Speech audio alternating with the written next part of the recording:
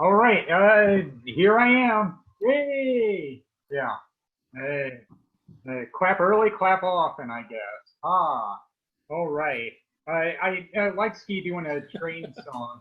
Uh, I was familiar with how Johnny Cash liked doing Mm, railroad songs, and yeah.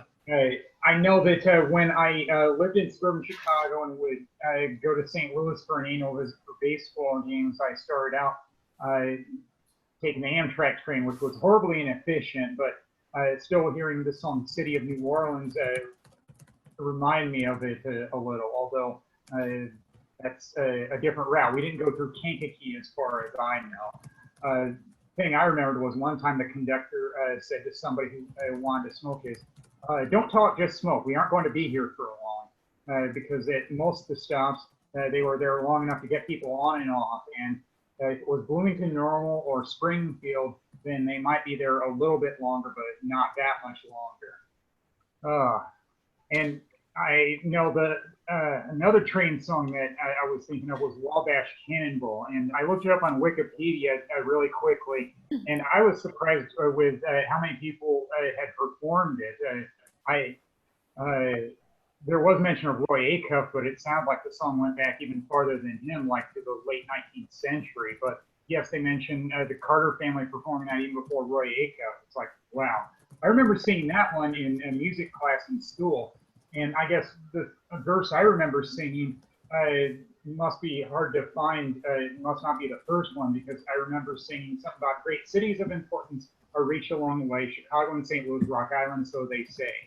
But I know that about many popular songs is sometimes we only sing one verse of it. It's what they say about the national anthem as well. There we go. My old man, I know, loves railroads.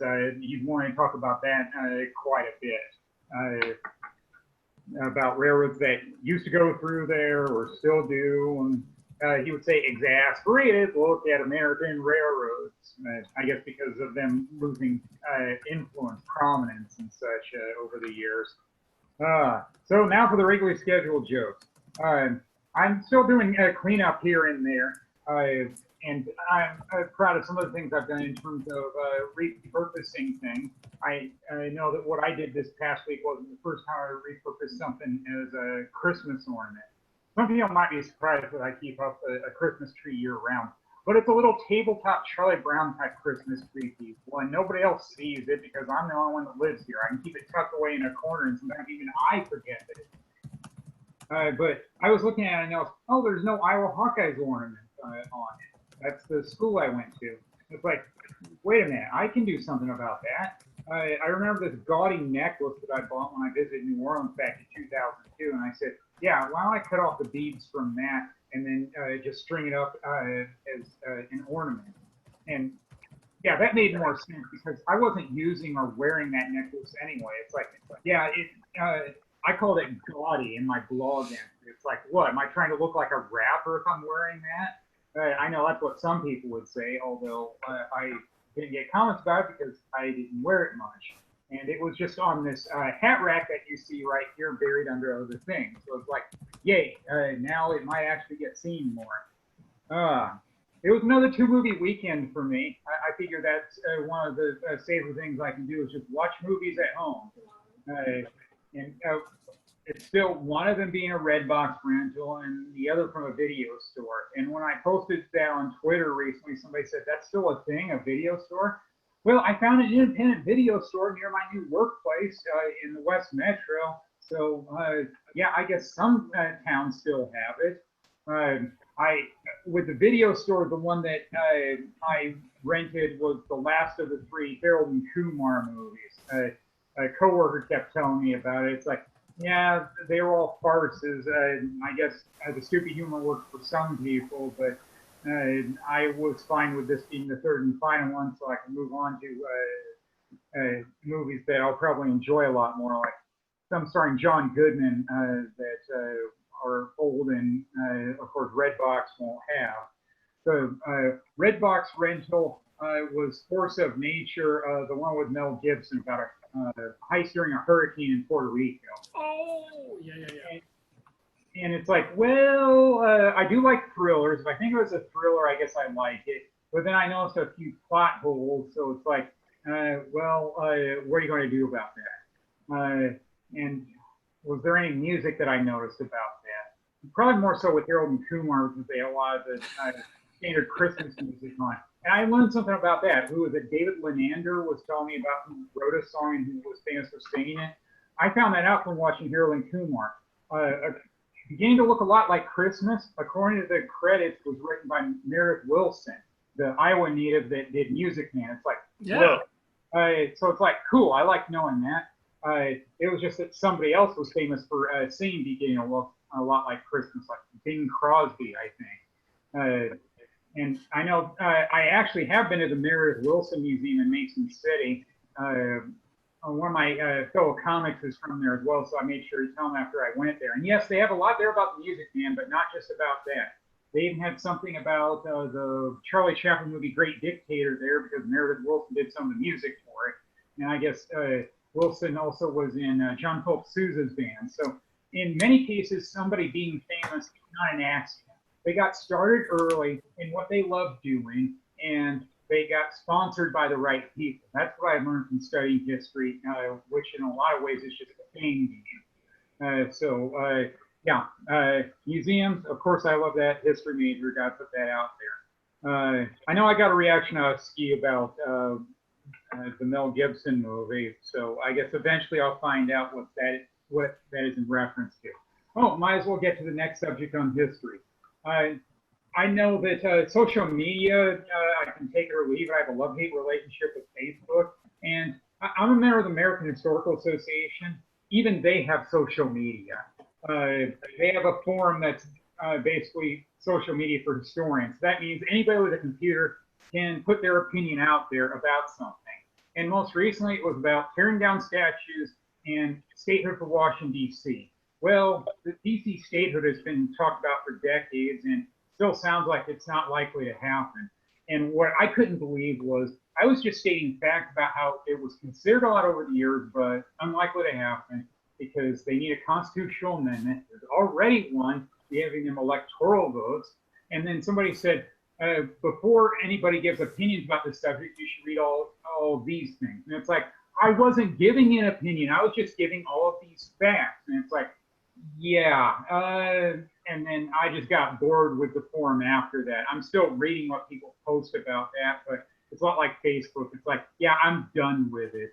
I've moved on from that. And I know that's why I clash with people from time to time is I stick with cold, hard facts, but I deal with people all the time that ignore facts and just go by emotion. And it's like, yeah, that's why I've had to be careful when I've been in bars because I know that people are definitely that way there. And it's like, I want to stay alive and I don't want to get hurt, so I have to be careful and avoid people that are hazardous to my health.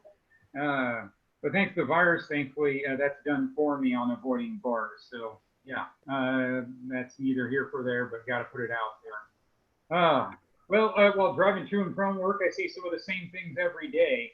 And when I'm making a turn onto one road, I see a Walgreens that is closed and boarded up right now, except for the mobile pharmacy in the parking lot, which I think is just in a repurposed shipping container.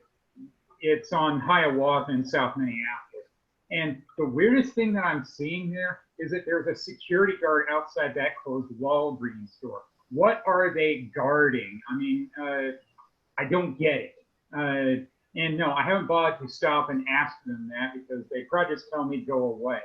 But it's still weird nonetheless. I mean, I figured security guards were meant to guard something of value. And, you know, it's pretty obvious to people, hey, there's probably nothing to steal here, loot here, especially if it's boarded up. I don't know, common sense here. But I guess it's probably a job for them. So who am I to judge if somebody's at work? Yeah. Yeah, I see weird things everywhere. Like when I go out and take walks, and I'm still pleased with how much loose change I just find on the pavement, mostly pennies. So I guess one person's loss is my gain, and it's really helped with my change collection that eventually I'll take to a bank or credit union and dump in my savings account. But this past week, some of the weird things I've seen is things like a kid shooting off bottle rockets, and then they stopped for a while and then came back. It's like, all right, I'm not sure why. Did they think I was a cop, or did they just want me to leave the area safely so they could go back to it? Either way, it's like, oh, all right. Well, I didn't bother asking them. None of my business. I know that sometimes I've been asked that before. Are you a cop? And it's like, no. What made you think that I am? Some people are just plain dumb. I know sometimes I get asked that with picture taking. We've heard that one before. What are you doing? People get worried over the weirdest thing.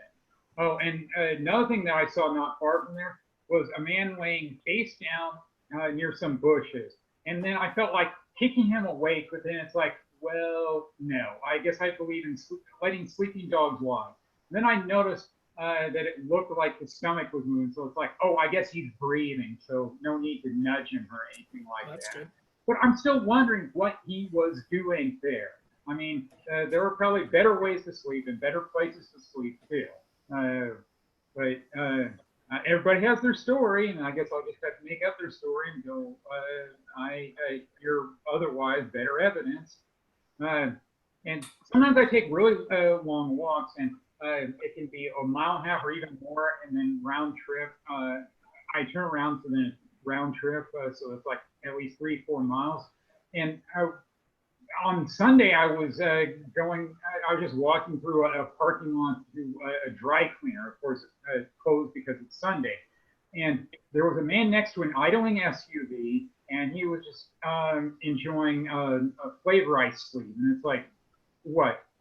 Was he driving that SUV and just decided to get out and enjoy it? And it's like, all right, that don't quite make sense. And you'd think he'd be afraid of somebody just stealing the car of the SUV. I mean, that's why I don't leave my car idling. And I know during winter, that's why car thefts went up, because people were dumb. They trust other people too much. I get paranoid, but sometimes being paranoid is good. Oh, and yeah, I guess the last one I'll do, I know, who was it? David Lenander spoke about doing taxes. I finally did my taxes over the weekend. I e-filed through H&R Block, and then I went to FedEx office to print the copies because I don't have a printer in my home. And I waited as long as I did to file them because I figured I'd have to pay this year, because the previous year there was a penalty because I didn't have health insurance for most of the year. And then I found out, well, this year they didn't have it. And I remember what I said before about it. Yeah, it didn't make sense. Penalize somebody who can't afford health insurance, or it's hard to afford it because they're unemployed. Is it really an Affordable Care Act? I know comedians have a field day without one, saying it's contradictory. I'm trying to think of anything else that's comparable in terms of it was either that nor that. But I guess it's a moot point as long as I'm back at work, and I'd like to think this one will stick now. I'm a check printer, so I guess I'll change my occupation on next year's tax return. I still list a test score for the previous year. That's the job I had the longest out of all those when I bounced around. And hey, I like doing that, so why not put that on there if I have to put something on there? It's accurate. So that'll do it for me. Thank you, all been great. Can I ask you a question? The Yep. guy that you found sleeping, was he on Selby and Warner Road? Because I literally stopped for that guy to my car and went to see. I wanted to make sure he was breathing, and I think I saw him breathing, so I actually called the paramedics. I mean, I called 911, and they came to help him. It looked like he was passed out. But, I don't remember what day it was, but this would be like Selby and Warner, like right by the Mississippi River. no. This would be West 7th near Sibley Plaza. Yeah, there was a guy like totally passed out on the sidewalk there, and I drove by and I had to make sure he was breathing. So I didn't go up to him, but I called the. Be a stroke, heart attack, all kinds of things. I didn't know. I mean, I could see that his chest was moving, so I know he was breathing, and so I just decided to call 911, and I know they came because I heard the sirens and I saw when I pulled into my parking lot, I could see it from where I live. But yeah, so Yeah, it's Selby. That's got to be west of where I am. yeah, I was right along the Mississippi. Mhm. All right, another round of applause for Lyle Larue. Before we bring our first poet for the evening, Saren, up to our virtual lectern, we are going to have to do a stupid joke first. So here it is. When I was 6, I found out I had a life-threatening disease. The only way for me to survive from day to day was to completely cover myself in urine. I am so glad my older brother told me about this. I'd probably be dead. Our next performer coming up to stage is Saren. Saren, put your hands together for Saren. All right.